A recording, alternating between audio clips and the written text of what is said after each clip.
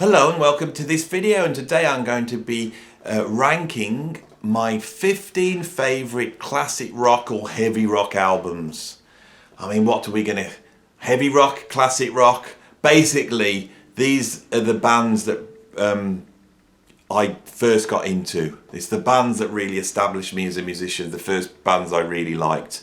There's a few bands that I really liked in the early days, like Madness and The Police and bands like that. I haven't put those in, so it's all the sort of classic heavy rock bands. The music that really first set me off was actually new wave of British heavy metal, and that I was at the right age, 12 in 1980, when the new wave of British heavy metal kicked off, and that really sort of influenced me.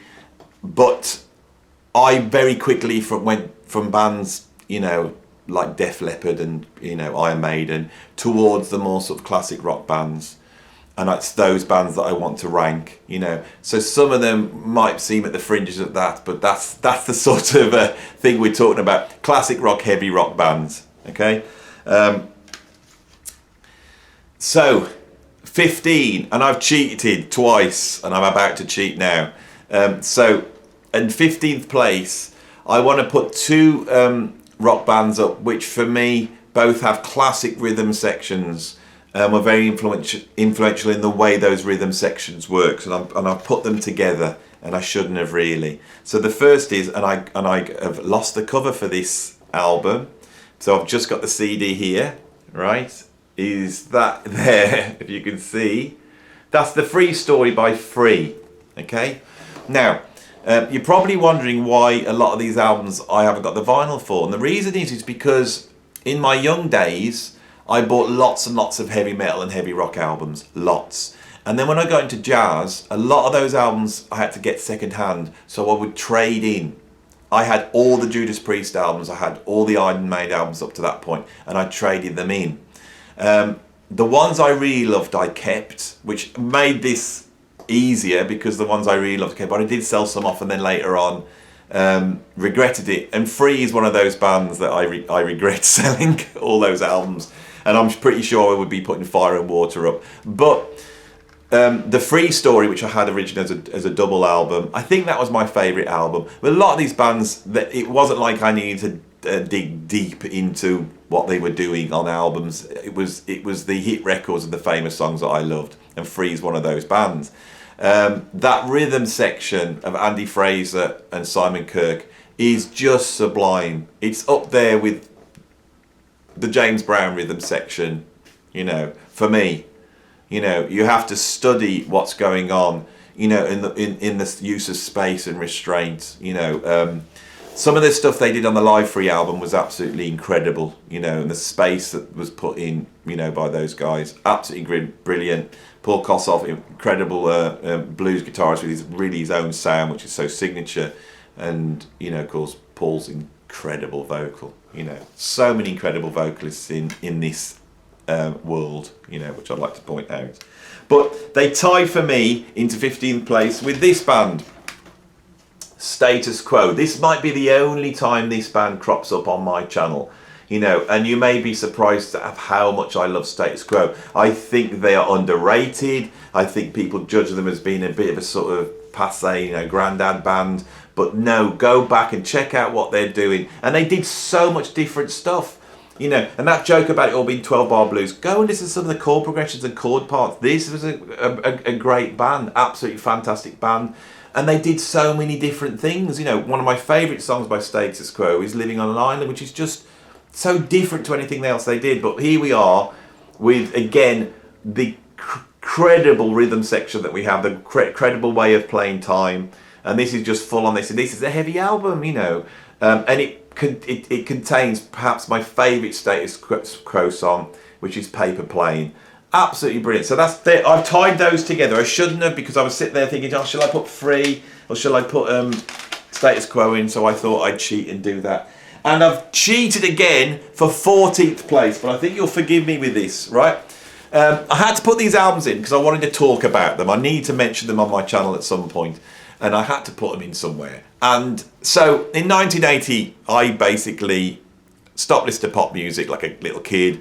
You know, and because of bands like Rainbow and Motörhead and Iron Maiden, you know, I thought, I love this music, what the hell's going on? And I'd done a little bit of research, which for me was going and buying a magazine called Lookin', which was a children's magazine out in the early 80s, which had a whole feature on heavy metal. And I just went through the bands in that list and started to check them out.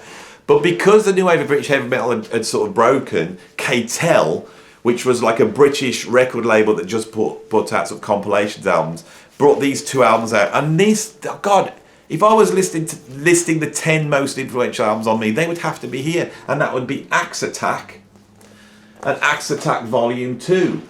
And basically, this formed my very first listening experience. These bands on here: Ian Gillan, Rainbow, Judas Priest, Ted Nugent, Scorpions, Girls' School, UFO, AC/DC, Whitesnake, Iron Maiden, Aerosmith, Frank Marino and Mahogany Rush, Black Sabbath, Motörhead. These are the bands that I started to check out and go and buy albums by. On Volume 2, which came out I think in 1981, then you had like Samson, the Scorpions, Def Leppard, Blue Oyster Cult. These are the albums for me. And all those bands I just read out, I absolutely loved when I first started playing.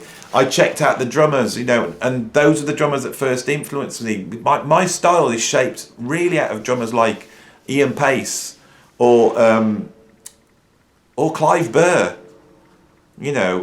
or Cozy Powell, who was my favourite drummer when I first started playing. And I like Cozy's sound, and he sounded amazing. But also Cozy was cool. That's why I like Cozy Powell, because he looked cool and his drum kit was cool. So yeah, Axe Attack. I'm sure there's going to be many people watching this channel. I'm going to hold it up because I really want to hope that YouTube pulls these up as the sort of picture that I can use for this video. Let's see how many people are going to say the same thing. British musicians that say that these were the albums that got them into music. There they are. Let's have a good look at them. There's that one there. I love the cover of this. I love that guy with the sort of Kiss makeup on. And then we have 2 metalers battling away with axes. Axe Attack. Absolutely amazing. In 14th place. Brilliant. Right, in 13th place, I would like to put up this album. And these are the actual albums now. I think, except for in a few places, these will all be the original vinyls that I bought over 40 years ago. Is this. Robin Trower, Long Misty Days, right? I love Cream, I love power trios, there's so many amazing power trios. This is a sublime power trio, right? Now the album that everyone loves is Bridge of Sighs, but this is the album I got, and this is the one that I loved, and I listed Bridge of Sighs later, and I still prefer this one. Robin Trower's guitar playing is absolutely incredible, sort of post-Hendrix guitar playing. The drummer, who I think on here is Bill Lorden, who I might be wrong, but I'm pretty sure he played with Sly and the Family Stone. He's a funk drummer. It's a very funky album. I might be wrong there. I'm sure people will tell me. But James Dewar on bass and vocals. One of the best rock vocalists that ever lived. One of the most incredible rock vocalists that ever lived. So if you are into classic rock and you love all the sort of Led Zeppelins and things I'm going to get into, and you haven't heard that album, go and check it out. Absolutely wonderful album. Right, so what have I done? I've done 15, 14, 13. So we're at 12 now, right? I was on holiday when I was very, very young, and this guy was selling records out of the boot of his car, and I bought this for 50p. Jeff Beck. God knows what this is. Jeff Beck, and it's called Masters of Rock Volume 5, right? And basically what this is a compilation of the 2 first Jeff Beck albums, right? This was very important to me, right? Those first 2 Jeff Beck albums are equal to me to the first few Led Zeppelin albums. They're actually a little bit before. And what Led Zeppelin did, you can really see the roots of it in what Jeff Beck did with his albums, with Rod Stewart singing on. And this has all the best off those 2 albums. So it's got Shape of Things. Then it's got Beck's Bolero, which I don't even think was on any of that, on Truth or Beckola. I Ain't Superacious, Plinth, Rock My Plinth Soul, Spanish Boots, what an amazing track, and All Shook Up, Girl from the Mill Valley, and Rice Pudding. So anyone that knows the original Jeff Beck albums will see that's a compilation of both albums. This was really seminal to me, and I listened to it over and over again. I nearly put some Cream in here, but for me, I did love Cream, but it was the Jeff Beck group that was really, the sort of late 60s, proto heavy rock bands, that was the group for me. Jeff Beck group. Yeah, and this really strange album. Wonder if anybody else has got the copy of that. All right, so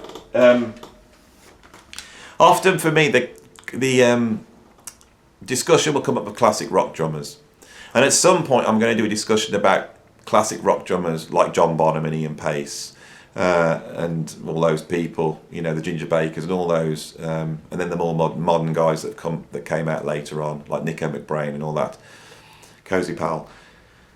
Those drummers against the jazz fusion drummers like Billy Cobham and, you know, Tony Williams and Steve Gadd. That was a real shock for me when I started to hear the jazz fusion drummers. I was then drawn towards jazz fusion. They seemed into another realm. But as I got older, I've gone back and really realised what was so fantastic about people like John Bonham and Ian Pace. And they were doing a different thing. They were having to play drums in a heavy rock band behind singers and having to play very big venues where they could communicate their drum virtuosity in a different way. Well, if I go back and measure drummers in that way, the drummer that comes out for me overriding as one of the great classic rock drummers is Brian Downey from Thin Lizzy, and this album and that drum solo on here, right? Thin Lizzy wrote so many incredible songs, so many great riffs, had so many great guitar players in the band, you know, and then Brian Downey on drums, and of course Phil Lynott on vocals. How many amazing vocalists came out of these classic rock bands? So yes, that live album, I nearly put the greatest hits in because I love Thin Lizzy so much, and it's the hits I love. You know, I love Killer on the Loose, and I love Sarah. You know, I love those are the songs I love. But I think you do need to check out them live on this album. It's pretty incredible. When I was playing with the blues guitarist Ian Parker, Thin Lizzy reformed. Obviously, it was after Phil Lynott had died, and they reformed with John Sykes singing, with Scott Gorham on guitar, with the late great Michael Lee on drums, who had played with Page and Plant before. And I did their UK tour with Ian, and it was lovely to be able to hang out with, especially Scott Gorham, because they had been such real heroes of mine growing up. Thin Lizzy, one of the great classic rock bands. Well, the next on the list, I can't remember what number, on 12 or something like that, I can't remember. Right, I really slipped this one in. For me, this is a classic rock band. I don't know whether people will agree, but Santana, Abraxas, right? And especially the track Hope You're Feeling Better. I talked about Santana at length on my Santana video, so I won't say too much. But for me, there's like jazz guitarists like John McGough, Alan Holdsworth, Pat Metheny, Schofield, and then there's rock guitarists like Jimmy Page, Richie Blackmore, Jeff Beck, those types of guitarists. They're in two different camps. And for me, that second camp, which is much more blues-based and much more feel-based, you know, I know people love those guitarists. They love Clapton, they love Dave Gilmour, you know, they love that way of playing. For me, the peak of that has always been Carlos Santana. I absolutely love Carlos Santana's playing. His take on the blues is absolutely incredible. There's so much emotion in every note he plays. Of course, later on he goes towards the jazz fusion and plays some of those heavy jazz fusion going. But I think here, on this album, it's still straight rock, it's classic rock, albeit with a heavy Latin influence. And if you are into bands like Led Zeppelin, you haven't checked Santana out, go and check that out. So you might like it. Okay, so here is a band that, one of the first bands I really got into that really shaped my playing, that really influenced me, and that is Whitesnake, right? And this album particularly, Live in the Heart of the City, right? This is just a brilliant album. It's just the playing. Coverdale's vocals are great, the songs are great. You know what I can say? The band sounds amazing.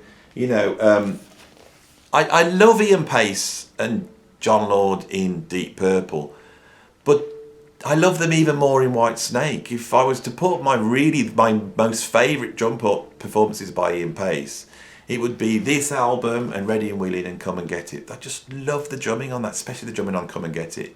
You know, absolutely incredible album. And I bought this album this is over 40 years ago. I must have bought this album, right? So it was so influential on me. Years later, I did a radio show. It was the Paul Jones Blues Show, And I played alongside Bernie Marsden, and I got to be able to go up to him and say, Bernie, and I'm sure he'd been told this over and over again, but, you know, that this album was so important. So, you know, brilliant album. Don't know what number we're at. We're probably at something like number 11. I'll catch up in a minute. Right, so Whitesnake, Live in the Heart of the City. The next one I've pulled out is this one. Now, I nearly put in Rainbow Rising. It's one of the great heavy rock albums ever, right? And I nearly wanted to put that in. One of my favourite albums ever. I love Cozy Pal on it. I just love Stargazer, Tarot Woman, absolutely incredible. But I also really, really love the songs on Down to Earth. Those are the songs that got me into music. If the song that really opened my ears to a different type of music and took me on this journey, which is why I'm talking to you, was All Night Long by Rainbow, right? When that was on the charts, it was on Top of the Pops. I remember watching it and something just clicked on in my head, you know, oh my God, this is a different music, you know. So I love those songs. I then bought those albums, and the album that followed after that, which was called Difficult to Cure, I can remember that was the album I learned to drum to start off with when I was really learning to play. I learned some of Bobby Rondinelli's drum parts on that note for note. It was the first time I'd ever done that as a kid. So how did I get all that in? So I've had to put this album in, Best of Rainbow, because it covers the whole lot. And here we've got Man on the Silver Mountain, Catch the Rainbow for the first album, and Starstruck, Stargazer, Kill the King. Oh, they're all amazing. Since You've Been Gone, All Night Long, I Surrender, Can't Happen Here, Jealous Lover, Stone Cold, and Power. I love all those tracks. And then you've got Can't Let You Go, Sweet Dreams off Bent Out of Shape. I never liked Bent Out of Shape that much. That was when I was losing interest. You know, I was becoming a bit of a jazz and prog snob by then. This is when I started to sell the albums off. But yeah, that Rainbow, absolutely amazing. So what's next on the list? Right, these albums, I've put them in here. These are my formative albums. That's what this video really is about. It's the albums that got me into music, right? So when I was exploring all these albums, I came up against 3 classic rock bands, which I see as the trio of classic rock bands. Deep Purple, Black Sabbath and Led Zeppelin, right? What's really interesting for me is years later when I actually got the gig with Robert Plant and I was drumming for him, I told him this and he found this really alien. He went, God, what you put Led Zeppelin in with Deep Purple and Black Sabbath? I said, yeah, they're all, I said, everybody does, everyone sees them. And he was really surprised that I saw it like that. And I know what he means. Led Zeppelin are really ploughing such a different furrow to Black Sabbath and Deep Purple, and I think that's the thing. Those 3 bands all did something completely different, and this band, Deep Purple, what they were for me was, it was about the musicianship. It was about the little bit of jazz and a little bit of soul and a little bit of classical all coming into this, right? Now look at the album I'm holding up. You probably didn't expect this for Deep Purple, right? When I got into Deep Purple, I got Deep Purple in Rock. That was the first album I get. It blew me away. I nearly put it in. Deep Purple Rock was amazing. And my mom went to a shop, it's a wholesale shop, and she spotted this album. And this album is actually, it's a double album of sort of radio broadcasts that had come out on Radio 1 and Radio 2 in the UK, right? Of the first Deep Purple with Ian Gillan. And she bought it me because she said I liked it. This, you know, I like the band, so she bought it me. Well, this album, when I got it home, they're playing like nobody's listening to. So on here, we get a version of Space Trucking, which is 22 minutes long. We get a version of Mandrake Group, which is 17 minutes long. We get Ring That Neck, which is 18 minutes long. Right, plus we get the hits Speed King, Child in Time, Highway Star, Strange Kind of Woman. It had all that on as well. It was really well recorded. But what they were doing musically on these jams was so far out. Later on I got Made in Japan, which is the album that everybody rates. And I loved that album, but I didn't feel that they were going as far out as they were on this. And this is the album that opened me up to jazz fusion. This is the album when I realised that rock musicians could play like jazz musicians. I'd grown up with jazz in the house. My dad was a big Dave Brubeck modern jazz quartet fan, and I saw the link. And my dad did as well. I can remember I've had this album and my dad came and said, God, these musicians are doing something really interesting. And I thought, oh my God, my dad likes this and he likes jazz. And that sort of made me start to look around to see if there was any style of music that linked jazz and rock. And this is the album that took me down that route, you know. Absolutely amazing. You know, a few years later I was playing Rock Plant, and Roger Glover came to see us play, and I was able to sit down and really grill him about the live thing and Made in Japan and this album, and I really had a great chat about it, and he told me a lot of interesting stuff about you know, how the band had formed, and you know, how he'd come in as like a folk musician and had to sort of, you know, adapt his style, and you know, which is the age-old thing that all the great bands are made up of musicians, have all these disparate influences. But anyway, I am just rambling now about this Deep Purple. Absolutely love them. Love all the albums. But that was the album for me, Deep Purple in concert. I don't know if it's around in that form now, but if you are a Deep Purple fan, go and check it out, because it's absolutely amazing. Coming in at number 7 is this album by Black Sabbath. All right. I can't believe that this is not rated higher on my list of albums. It could have easily have been Paranoid. I think I've just heard Paranoid so much that you know, I don't I still love it. I think this one's just got the edge for me, you know. Black Sabbath Volume 4. Some of their greatest songs, they seem to be at their peak at this point, you know, Wheels of Confusion, Tomorrow's Dream, Changes, you know, Snowblind, Under the Sun. Oh, these are all some of the great, you know, Sabbath tunes. But it does contain my favourite Black Sabbath tune, which is Supernaut, which I think is wonderful in that, you know, here we have the heaviest riff, the most driving heavy metal song you've ever heard, and yet they decide to make the middle section a calypso.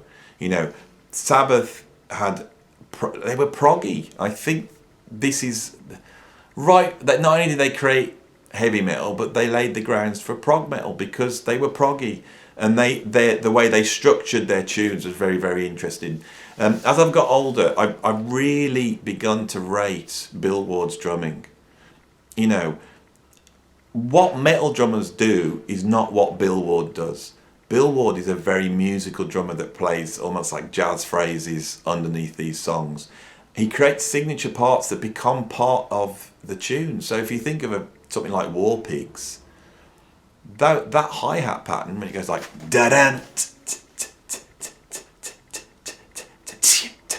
da-dan, that there is a signature part, and it becomes part of the tune, and it's not what you normally would associate with heavy metal. And it might be something that people forget when they make heavy metal, is how clever Bill Ward's drumming is and how he underlies that, you know. So yeah, number 7 we have Black Sabbath Volume 4. And number 6 is the band that really propelled me into loving music. Like I said, I'd heard Rainbow. I'd started to check out rock bands. I knew there was something really interesting there. I was really, you know, fascinated by this sort of heavy rock, heavy metal thing that was going on. And I went out and bought this. And this is the album, when this hit the turntable, it was like, oh my God, this is something else. Motörhead, I was going to say Black Sabbath. Motörhead, Ace of Spades. You know, I absolutely love this. It was the first gig I also went to see, was Motörhead in 1982 on the Iron Fist tour. Rock and roll is immediate and visceral, and it takes your face off. That's what good rock and roll is. It's exciting. It burns from the minute it starts to the minute it ends, right? Jazz is something else. Jazz does not have to burn from the beginning to the end. Jazz musicians can come out and start up and they warm up and you have to follow them, and it's a completely different thing. But rock music is visceral, and when you see rock music live, you feel it. And my God, when I saw these guys live, did I feel it? And my ears didn't recover for about 3 days. Motörhead, Ace of Spades, number 6. What an incredible album. Right, at number 5, you know, I tried to pick albums from, you know, the 70s and early 80s. This one's probably the latest one I pulled in, you know, and there's a reason why I put it in. It's one of my favourite rock albums ever, and that's David Lee Roth, Eat 'Em and Smile, you know, with Greg Bissonette, Billy Sheehan on bass, and Steve Vai on guitar. Right. I absolutely love this album. It's a fantastic album. Many people would say it's a fantastic rock album. In the 1980s, I discovered prog and jazz, and I became very snobby, like I said, and I got rid of all my rock albums. I sold them. and I started to listen to a lot of prog, and that eventually took me through fusion into, you know, straight jazz, and I was listening to Charlie Parker and John Coltrane and Keith Jarrett, and I left all that infantile rock music behind, you know, but I was missing something from it. I was missing that visceral excitement that I heard when I heard that Motörhead album. In 1986, I think, I was at art college painting, and next door was my mate Matt, who was painting, and I was probably listening to something like, I don't know, some weird jazz thing, you know, Pat Metheny perhaps, or Keith Jarrett, or maybe Don Cherry or something like that, you know. Feeling very sophisticated painting and listening to my jazz. And my mate Matt was listening to something next to me, and I said, well, what are you listening to, Matt? And he goes, have a listen. And he had his headphones, his little Walkman on, and he put on Shy Boy off this. And at that point, I realised I'd been neglecting the rock, and I absolutely loved it. So I went out and got this album, and this drew me back in to rock music, which actually then drew me back in because rock music was changing at that point, and there was like sort of the rap metal thing was coming out with like Red Hot Chili Peppers and Fishbone and Living Colour, and then you had like the grunge thing with Soundgarden and Nirvana, and that seemed to be echoing at the same time as dance music was coming out. And I think if I hadn't have heard this album, I wouldn't have been drawn back into this sort of more mainstream music, you know. So this is the album I got to thank for that. It is a fantastic album. The band's amazing. I saw them twice, you know, in this lineup, and they were incredible. So yeah, and number 6, Dave Lee Roth. I had to put an album in by him. You know, he's the greatest rock musician that ever lived. Jimi Hendrix. Axis, Bold as Love, right? I love all the Jimi Hendrix albums. Band of Gypsies was sat in the list right until the last minute, and then I swapped it out for this one. Right? Axis, Bold as Love. What I put this one in, it could have been any of them. Could have been Electric Ladyland. It could have been I Experienced. It could have, you know, been Band of Gypsies, or even many of the albums that, like, you know, Cry of Love that came out. I love Hendrix. All Hendrix I love. Right? I think this album straddles the sort of direct impact that you get with the first album, and then the sort of psychedelic, you know, expanse of the third album, Electric Ladyland. He's just got the balance right. I do think this is his best album. It's concise, it's to the point, but it does all the things that you want Jimi Hendrix to do. I do love it. Yeah, absolutely amazing. Spanish Castle Magic, Wait Till Tomorrow, Little Wing, You Got Me Floating, Castle Made of Stands, Little Miss Lover, and then right at the end, Axis, Bold as Love. Absolutely amazing album. Jimi Hendrix, he had to be on the list. Greatest rock musician that ever lived. Simple as that. You know. Right, so we are now down to the final 3. So these are the big ones for me. At number 3, I have Van Halen, 1984. Could have really easily have been the first album. Really could have been. But this one just pips it for me, and I think it's just because it's my era. You know, I was 16 when this came out, and hearing Eddie Van Halen just sort of blew me away.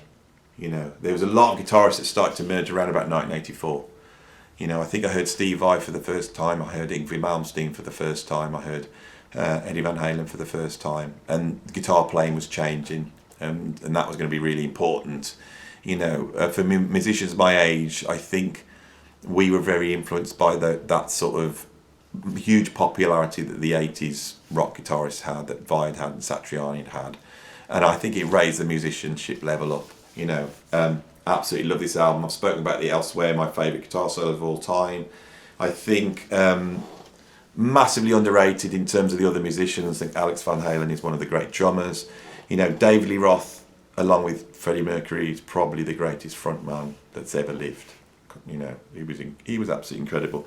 A fantastic singer. I know more recently he's got slated a little bit, maybe his voice has gone now, but he's an incredible singer, and the reason why he's so good is because he's rooted in show singers like Al Jolson and even Frank Sinatra, and he brings that into the swagger of that he brings into the rock. It's a perfect foil for what Eddie Van Halen doing, which is basically reinvented the wheel. You know, recently done a video on Alan Holdsworth. And Eddie Van Halen's the same thing. He went his own route and created a completely new way of playing that was just revolutionary. You know, Van Halen, one of the great rock bands, brilliant songwriters. The one thing, and I've said it before, the one thing about this album that is absolutely shocking is the label didn't want them to make this. They wanted them to make more cover versions because they'd had a lot of hit records with cover versions. So they did the album Diver Down, which contains a ton of cover versions, and it's a great album, and they sort of filled it out with some quite weird stuff on there.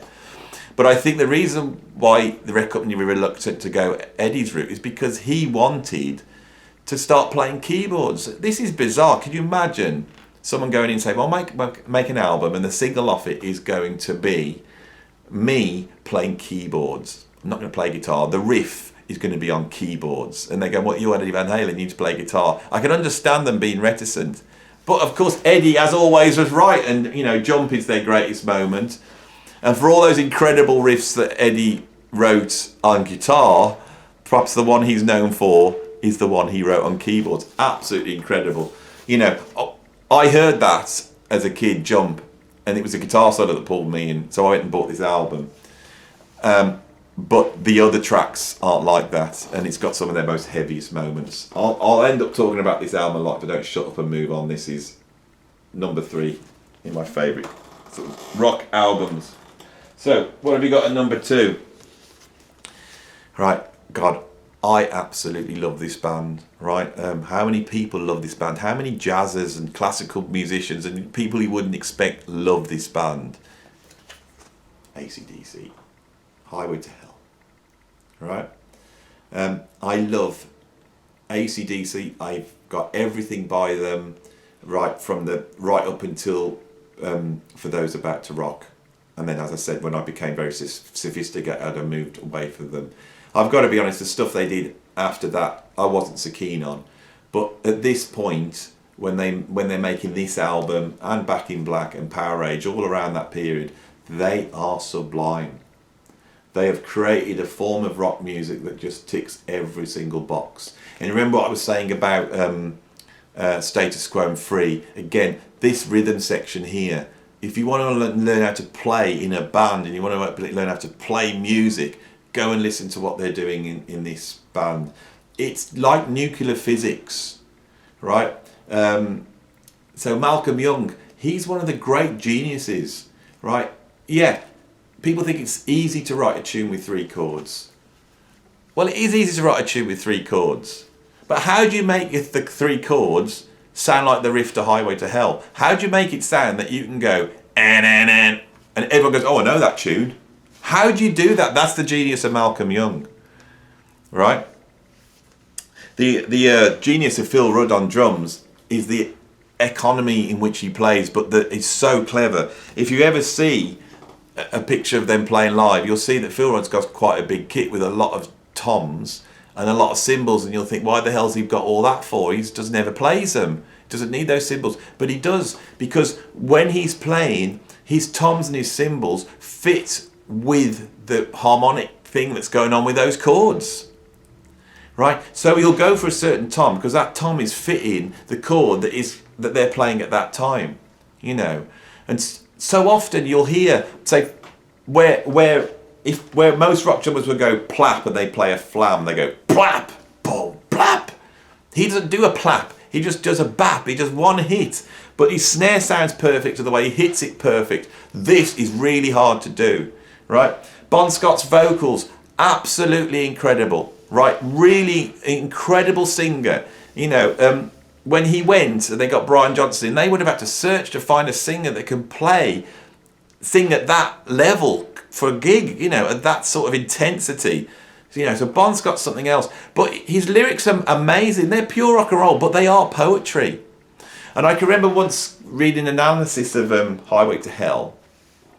And that sort of da-na-na, living easy, da-na-na, living free, da-na-na, ba-da-da-ga-da-na, one night stand. That form of having a short line, living easy, then another line, living free, and then having a long line that goes underneath. Da-da-da-da-da-da-da-da-da. You find a song that does that. That is a weird structure lyrically, right? So even though it seems simple, it's not. It's like nuclear physics. God knows how they arrived at it. I think this is a band that just by playing and playing and playing, basically taking that sort of Chuck Berry guitar sound, which is what they are, but just playing it and refining it, is they took rock and roll and refined it down to its very essence. and you have the sophisticated linked in with the very, very simple. Anyone that just thinks they're simple and not, nobody can sound like AC/DC. This is why I rate it so high. It's one of the greatest albums ever made. I absolutely love it. I could put it on now, and I would love every single track on here. There's just not a bad song on here, but it does contain Touch Too Much, which is my favourite AC/DC track ever.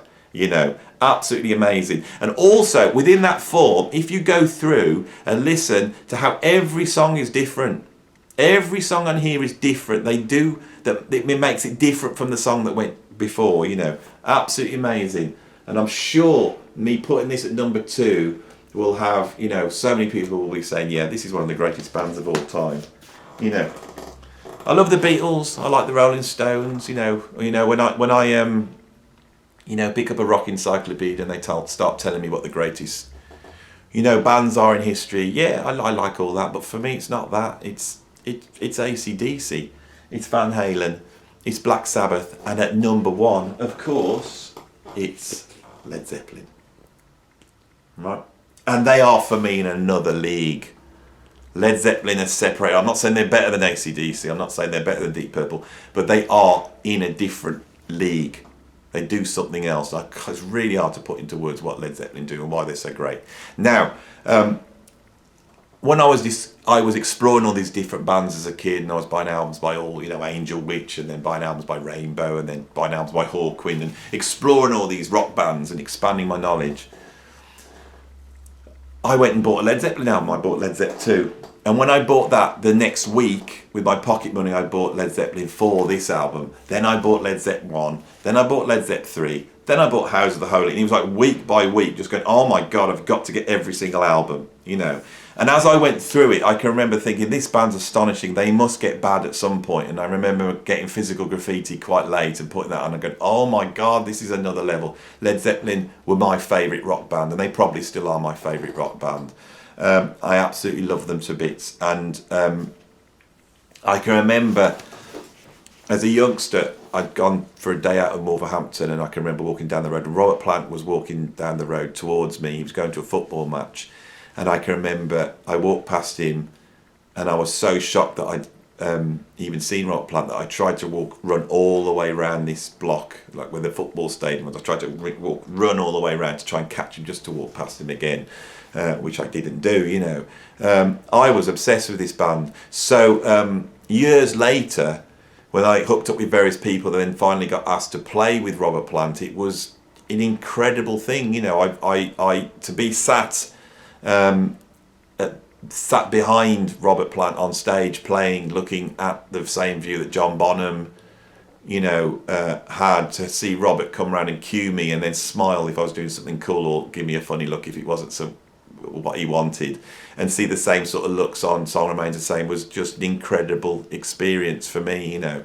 And you know, during my time playing with Robert Plant, I was able to sort of ask him a lot about these albums. So I'm going to finish up. This is my favourite Led Zeppelin album. Everyone's talked about it loads. I'm going to say a little bit about my discussions I had with Robert about this album, and the thing that he said that was very interesting about this one in particular was that they were out in they've recorded at Headley Grange, so they're in this big manor house and they're living there.